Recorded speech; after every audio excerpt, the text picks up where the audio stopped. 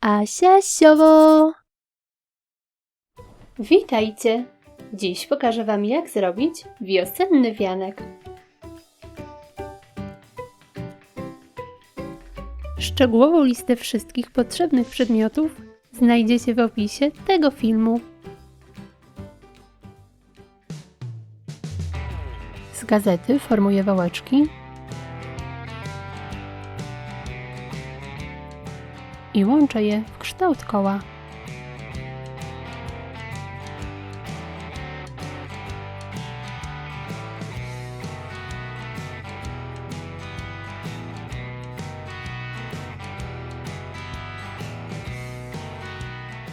Dodaję drugą warstwę, by wianek był grubszy.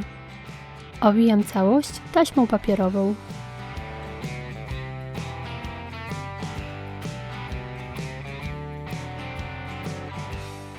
Następnie owijam taśmą jutową.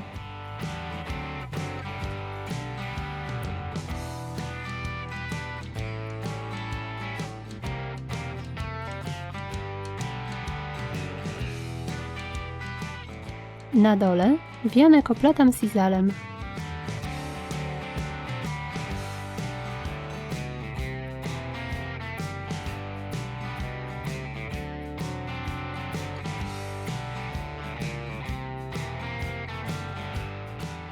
Tworzę kompozycję ze sztucznych dodatków.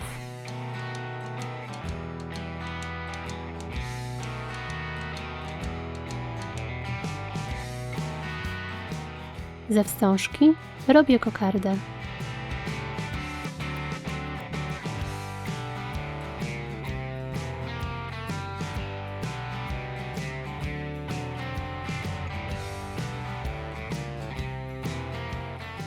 Mocuję ją u góry wianka.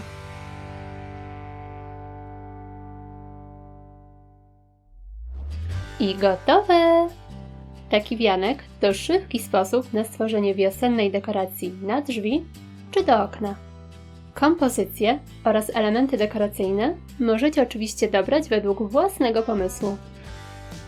Zajrzyjcie na mój kanał, gdzie znajdziecie inne wiosenne inspiracje. Pozdrawiam! Pa, pa!